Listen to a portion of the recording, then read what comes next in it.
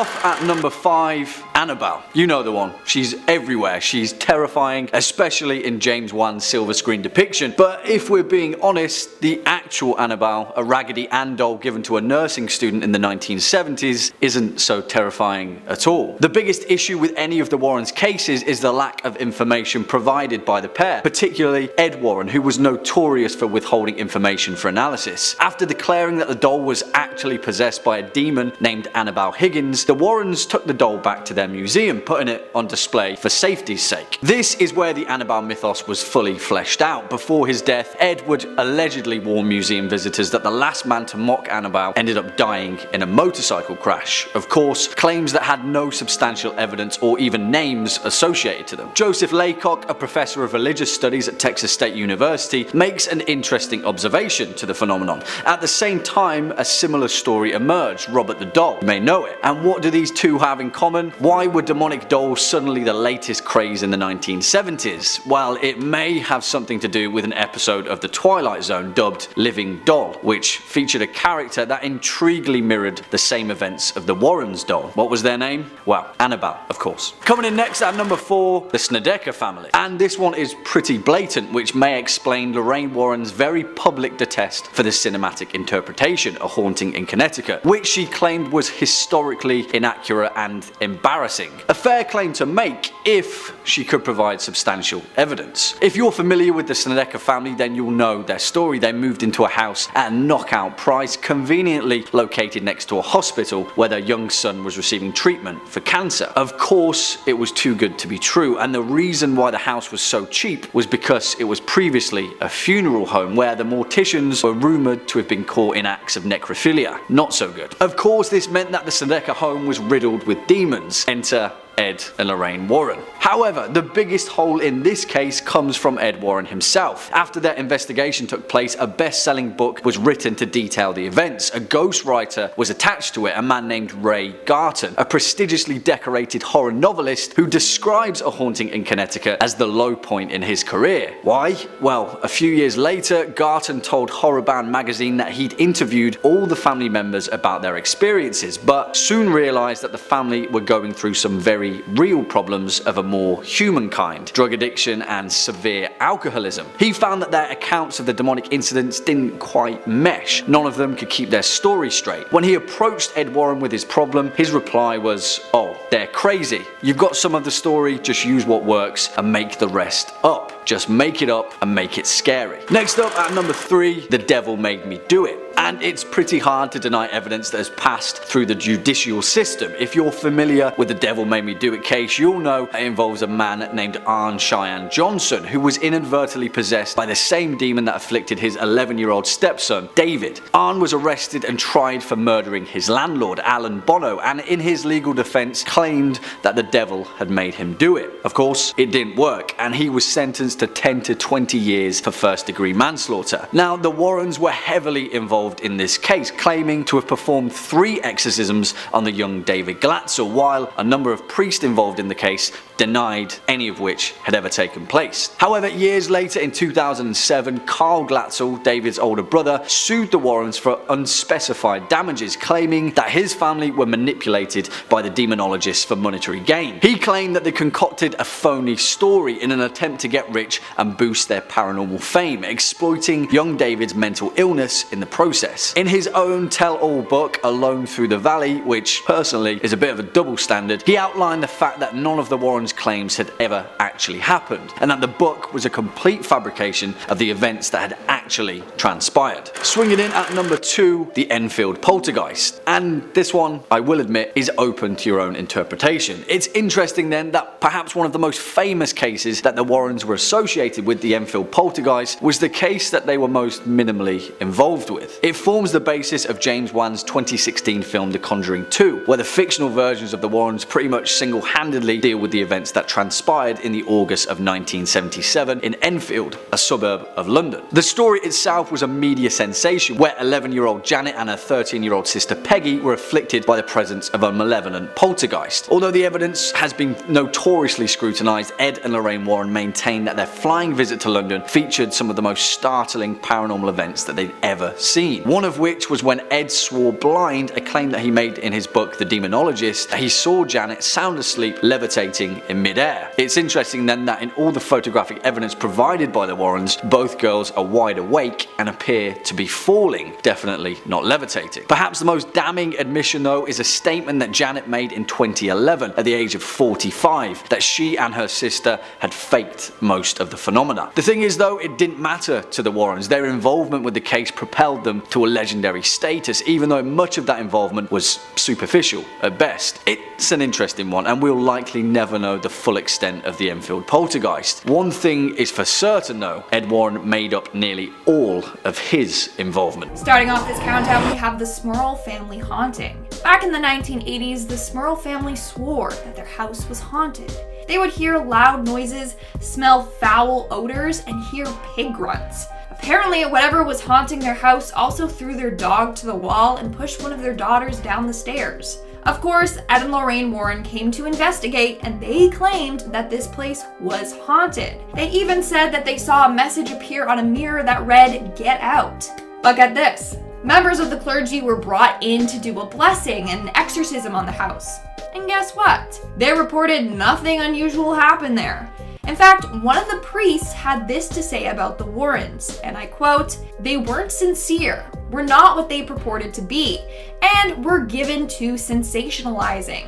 In the end, the church said that the family was just stressed over the health of their son who had brain surgery, and the foul odor that they smelt was because of a cracked sewer pipe right by their home. But the Warrens were adamant that the house was haunted, and then they turned the story into a book and made some money, so just saying. In our second spot, we have the Snedecker family haunting. This is the family haunting that the Haunting in Connecticut movie and book was based off of. Story goes that Alan and Carmen Snedecker moved into a home with their daughter and 3 sons. While exploring their home, they found weird stuff in their basement, like tools morticians would use. That's when they found out that their home used to be a funeral home. And that's when the haunting started.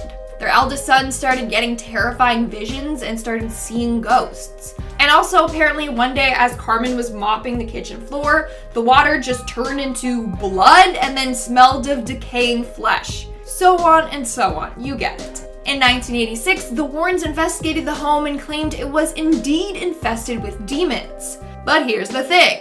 A man named Ray Garton was hired by the Warrens to write a book about the haunting. Later, he revealed that the Snedecker family apparently had serious problems with drugs and alcoholism. When he interviewed the family, they couldn't keep their story straight. And they all had different accounts for what happened. So he went to Ed and told him this problem, and Ed said, and I quote, "You've got some of the story. Just use what works and make the rest up. Just make it up and make it scary." So the writer literally made up like 90% of the story on his own. On top of that, the neighbor living in the upstairs apartment in this haunted home claimed nothing paranormal ever happened to them. And on top of that, no one who has lived in this home after the Snedecker family has had any paranormal experiences. So it looks like the haunting was just made up by this family, and then the Warrens went along with it for the money and the book deal. And in our number 1 spot, we have The Devil Made Me Do It. This is the case that was featured in the film The Conjuring 3, The Devil Made Me Do It. It revolves around a man named Arn Cheyenne Johnson, who in 1981 fatally stabbed his landlord Alan Bono to death. But he claimed that he was totally unaware what he was doing and that the devil made him do it. In fact, his case was the first court case where the defense was arguing demonic possession. And of course, Ed and Lorraine Warren were involved in this case. In fact, they might have made up this whole story for him to get away with murder. Let me explain. It's wild. So according to the story, Arn's brother-in-law, David Glatzel, was the first one to be possessed by this demon. He claimed a man with big black eyes and a thin face with animal features was controlling him. In reality, David was never possessed. He was mentally ill and needed professional help. According to David's brother Carl, he claimed that his whole family was manipulated by the Warrens. He claimed that the Warrens promised his family that they would become millionaires if they insisted that David was haunted by demons. In the end, he actually sued the Warrens for trying to exploit his brother's mental illness. and for attempting to get a guilty man to walk. Now, where does Johnson come into play? Well, he claims that he got the demon out of David by telling it to take him instead. And that's how he supposedly became possessed. Number 3. The Haunting in Connecticut. The Haunting in Connecticut, although not officially part of the greater Conjuring cinematic universe and its several sequels, is nonetheless a very famous American haunting, detailing a poltergeist in, well, take a wild guess where. The story goes that the Snedecker family purchased a home near a hospital where their son was receiving treatment without knowing the home was formerly a funeral home, and were then exposed to all sorts of hauntings, strange sounds, possessions, the usual gamut of spooky stuff. The story was adapted into a film, The Haunting in Connecticut, which Lorraine Warren took great umbrage with, claiming that it was sensationalizing the real story and making it out to be something it's not. Which is very ironic. The Warrens themselves helped pen a book about the haunting called In a Dark Place. The book was written by the Warrens and co-authored by Ray Garton, a horror novelist who was brought in to help shape the story. However, after the experience, Garton spoke out about writing the book, saying that when he interviewed the family, multiple stories just wouldn't add up and they would all provide different accounts of what was happening. He brought this concern to Ed Warren, and Ed Warren told him, as Garton quotes, "Oh, they're crazy. You've got some of the story, just use the parts that work and make the rest up. Just make the rest up and make it seem scary." Which is about as blatantly direct a confession as you could probably get from the Warrens. Since the passing of both Warrens, more and more support has come out, suggesting the Haunting of Connecticut was little more than a hoax to drum up some business. 5. The White Lady Hoax. Just so we all have the same context going into this, the White Lady is the name of the ghost that haunts the Union Cemetery in Easton, Connecticut. Most locals believe her to be the ghost of Harriet Seeley, whose young son passed shortly after being born, with Harriet herself passing soon after. Legend believes she may have died in hopes of finding her son and still wanders their final resting place searching him out. Other folks believe the White Lady is the ghost of a woman from the 1940s who killed her husband and later, herself, and is doomed to wander the graveyard. Her physical description is the one thing that remains consistent. She is a young woman wearing a white dress with dark hair. It seems as if she enjoys scaring the daylights out of the living, so my kind of girly. Many who have witnessed her believe they have almost hit her with their vehicle, only to find no trace of her once they pull over. Others claim they have often seen her hovering slightly above the ground around the cemetery, going back and forth amongst different gravestones. Now, Ed Warren was obsessed with her and has gone on record, as being determined to capture footage of her on film. And once he was able to do so, he kept the tape for himself. Yeah, he hoarded that tape like it held the secrets to the universe, or like he was the US government with all the proof they have of alien life. He allowed a very select few people to view it while it was being held in his personal archives, and none were allowed to further analyze it on their own time. Now, since the passing of both Ed and Lorraine, their son-in-law Tony has released the footage in its entirety to YouTube. The tape shows an apparent white human figure moving behind some tombstones. Similar to videos of UFOs, Bigfoot, and the Loch Ness Monster, however, the figure is at that perfect distance and resolution so that a shape can be seen, but no details that could lead to definitive identification. A woman named Judith Penny, who claims she helped Ed maintain his reputation as a ghost hunter, comes into play right here. So when he claimed to have captured the White Lady on tape in the summer of 1990, after allegedly camping out in the graveyard for a week, it was actually Judith being the mystical being spotted on tape, masking herself with a white sheet. So scary. About as scary as a poorly made Halloween costume. Number 4, the Snedecker case. Okay, so for the unaware, let's just run through the case as if it was real at first, just for funsies. One night, very late at night, Ed and Lauren were contacted by the family, who had just moved into a house on Meriden Avenue in Southington. Specifically, the mother of the family unit and a niece who came to stay with the family were on the phone. What they found and bought was a big and seemingly welcoming home, but what they allegedly didn't know was that it was a former funeral home. Oh, and fun fact, the morticians at the funeral home were allegedly involved in necrophilia, or performing acts with corpses. What used to be the showroom for the coffins was now the younglings room, just down the hall. Oh, and just down the hall, the place where bodies were prepared for viewing. So the boys were the first to start talking about things they had seen and experienced, saying they were terrified, and the parents chastised them at first for it, but they were so scared that they started sleeping on the floor in the living room. Among the sounds the boys would hear were the sounds of chains pulling the coffins upstairs. Only thing was, there was no coffins. So the woman who called were terrified, with the niece in a small bedroom in the back of the house, and the covers on her bed tended to levitate around her, like there was a fan blowing them around. Lorraine said that while the mother was on the phone with her, even more bizarre events started happening. So the mother had rosary beads in her hand, and while she spoke, the beads were actually being pulled apart and falling to the floor. So Lorraine and Ed went over the next morning with the family's parish priest. A blessing of the house seemed to do nothing to calm things down, and that's when the Warrens decided to call the bishop's office in Hartford. The Church eventually sent an exorcist, which seemed to do the trick, but not before one last hurrah for whatever was believed to be haunting the house, because demons don't like to give up without a fight. So there was this huge tree in front of the house, and half of the tree, with no wind, broke off and fell on the property. So when it came time to publish the story of what happened, who did Ed and Lorraine bring in to help them write the book? Ray Garton, an author well known for writing fictional horror. In the years since, he has very publicly claimed that everything to do with the case was bunk. When Ray found that the family couldn't keep their individual stories straight, he went to Ed, and the man of the hour simply just said, all the people who come to him and Lorraine are crazy. That's why they come to them. Just use what you can to make the rest up. You know, you write scary books, right? Well, make it up and make it scary. That's why we hired you. If that wasn't damning enough right there,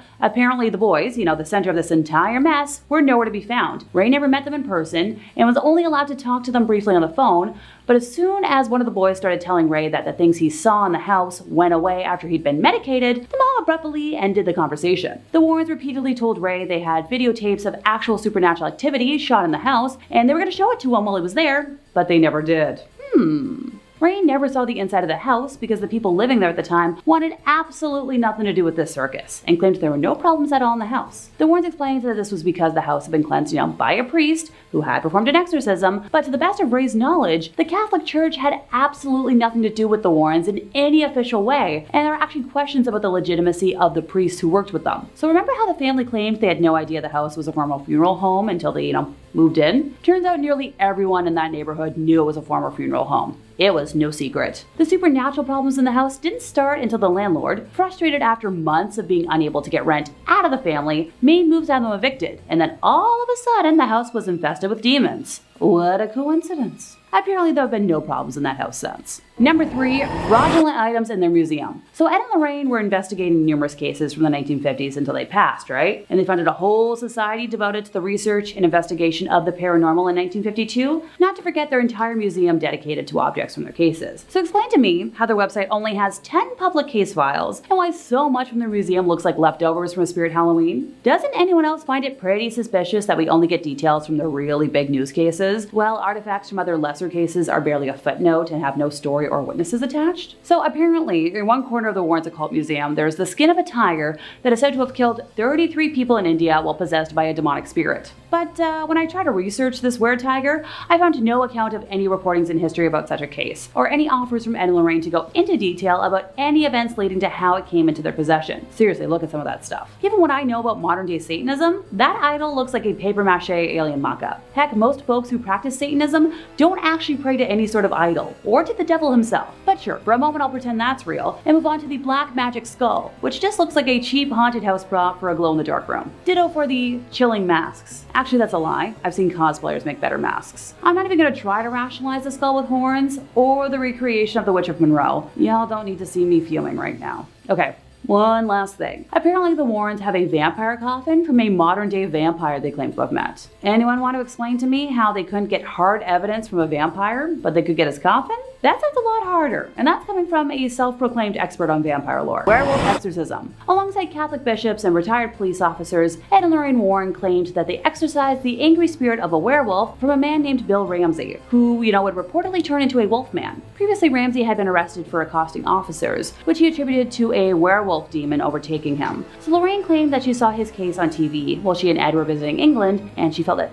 she could help the man. She even stated that she had a video of Ramsey transforming, but she has never released this video to the public. Golly gee, where have I heard that statement before? Kind of curious how Ed and Lorraine always claim to have all these videos of proof, but the only one that's made its way to the public eyes post-mortem hasn't proved anything about any of the cases. The Warrens went so far as to bring Ramsey back to Connecticut so they could perform an exorcism alongside Bishop Robert McKenna, who was reportedly experienced in exorcising spirits. What's most interesting about this case, however, is that it both demonstrates, the Warrens' fraudulent nature and shows how blindly faithful and devoted believers of their work can be. Consider this passage, okay? The Warrens haven't been able to produce any photos or material evidence, but the very presence of the famous demonologist couple, paranormal collector John Zaffis and famous exorcist Bishop, greatly increases the credibility. However, most resources, touting the truthfulness of this case are just blogs that really love to gush about the Warrens. The Warrens eventually detailed the case in their book, Werewolf, A True Story of Demonic Possession, which one review notes that it contained no actual documentation of the case. 5. Union Cemetery. In Weston, Connecticut, there's a cemetery that many paranormal investigators and enthusiasts claim is one of the most haunted locations in the entire state. state. As legend goes,